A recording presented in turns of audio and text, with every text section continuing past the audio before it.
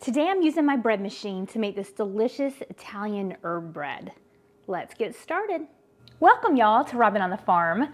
Today I'm making an Italian herb bread and I'm going to use my bread machine to totally make this bread for me. It's one of those days where I have the crock pot going back there and I want to have my bread machine make some bread for me so that when it's dinner time, everything is ready and simple. This is a really good bread recipe. It only has 7 ingredients and it's just really simple to throw together, but it has those Italian spices and it's just really good. So let me just show you how to throw this together. We're gonna start with 1 cup of hot water. So you want this to be about 110 degrees. Put that right into your bread machine loaf pan. And next we want some oil. I'm gonna use 3 tablespoons of oil, but you can also use butter if you want, melted butter. But this is an Italian herb bread, and so I think that olive oil goes really well in this bread. So I'm going to do 3 tablespoons of this robust olive oil. 3 tablespoons, just right on in there with your water. Okay. And next we want some flour. I'm going to use 3 cups of bread flour, but you can also use 3 cups of all-purpose flour, just the same. So 3 cups of flour, just right on in here. This is a 1.5 pound loaf. So in the recipe, I'll include the instructions to make a 1 pound loaf, a 1.5 pound loaf, and a 2 pound loaf. So that'll be down in the description. Okay, next we want 2 tablespoons of sugar. So I'm just using this plain white sugar, put it right on top of your flour, 2 tablespoons of sugar.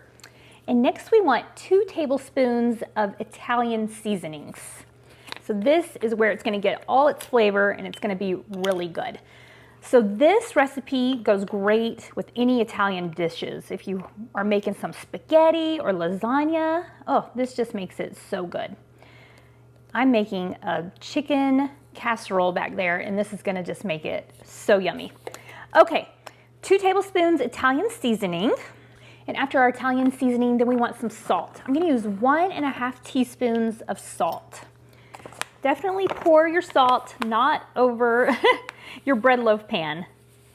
This is my North American Ancient Fine Sea Salt. This stuff is awesome. It's pink, it's pretty. So I'm gonna use 1.5 teaspoons. But like I always say, you can just use plain old white iodized table salt. That is fine too. Use what you have. And our very last ingredient already is the yeast. I'm gonna use this instant yeast today, but you can also use active dry yeast. That's what I usually use. I just pulled this out of the freezer today. So I'm going to use 1.5 teaspoons of this yeast. Just put it right on in there. If you're using active dry or bread machine yeast or rapid rise, you can just use 1.5 teaspoons of that too. Just 1 for 1 substitution there. Now that we have all of the ingredients in our bread machine loaf pan, I'm going to go ahead and throw this in my bread machine. This is my Zojireshi bread machine that I absolutely love, but you can use any bread machine that you have. I'm going to choose a basic white cycle. This is going to take a little bit more than 3 hours.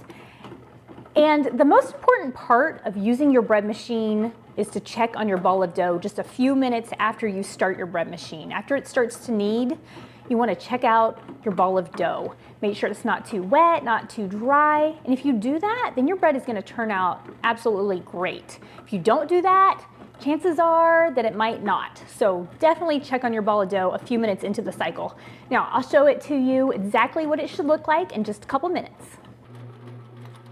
My bread machine has been going for about 5 minutes and I always like to check on my ball of dough about now. So you see how there is stuff stuck around the sides of the bread pan? Take a rubber spatula and kind of help all of that out and let it get incorporated into your ball of dough.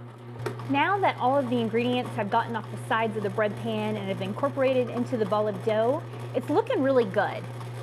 I always check to see if it's sticking to the sides and the bottom and to the paddles, and then if it is, then I know it's too wet, and I'll add maybe a tablespoon of flour at a time until it looks just like this. If it's real crumbly and not smooth, then you know it's too dry, and then I'd add about a tablespoon of water. But this one is looking really good, and let me tell you, it already is smelling really good. These Italian seasonings are going to be good in this bread. Okay, now that I've checked on my ball of dough and I feel confident that it looks right, then I can just shut the door, and in a few hours I'm going to have a beautiful loaf of bread to go along with dinner. The bread machine cycle is complete. Let's check out our bread. Oh my goodness, look at this Italian herb bread. It looks perfect. It smells so good too. Okay, it's time to get it out of this bread machine loaf pan and butter it up. Once my bread machine finishes, I like to get my loaf of bread out immediately. And this is what I do. I take a pat of butter and I just rub it all over the crust. This gives you a really good tasting crust and it makes it softer, gives you that pretty shine. And then I usually just take a tea towel and I cover up my loaf of bread. I like how the condensation and the warmth gives me a softer crust. That's what I like. But if you'd rather put it on a cooling rack, then you'll get a little bit crunchier crust. So it just kind of depends on what you like. But I definitely recommend getting it out of the bread machine loaf pan as soon as you can. Now what you're supposed to do from here is let your bread totally cool. Once you let it cool and then you slice into it, you're gonna get the best crumb and texture inside. But when you make homemade bread, who can do that? Not me. I like to cut into fresh bread while it's nice and warm. So I'm gonna go ahead and cut into it so that we can take a look at it. Just know that you'll get a better crumb and everything like that if you wait a little bit. Oh, look at that. Look at that. Look at all those Italian seasonings. Oh, doesn't that look good? I've got to tell you, it smells incredible. This would go so well with some spaghetti, or you can make a really good garlic bread out of this toast. Oh, it looks amazing.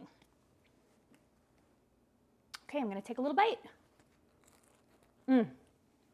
So much flavor. This is a good one. I will put the recipe for this Italian herb bread down in the description. I'll leave the recipe for a 1 pound loaf, a 1.5 pound loaf, and a 2 pound loaf. Try it out. Let me know if you like it. Thanks so much for being here with me on Robin on the Farm. I will see you next time. I get asked all the time how I keep my bread fresh. I store them in these bread bags. I'll put the link below if you're interested in them. They keep your bread nice and fresh for several days or until you've eaten it all.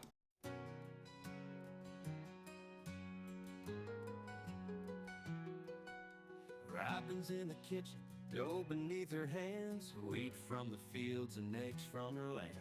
Sunlight through the window, a warm golden glow. She's working hard to make that dough. With flour on her apron, loving each knead, ground wheat fresh, sowing her seed. The smell of fresh bread rises in the air. Simple life without a care. In Robin's kitchen, dreams come alive, each loaf of bread a reason to strive. From sunrise to sunset, her heart's on show, working hard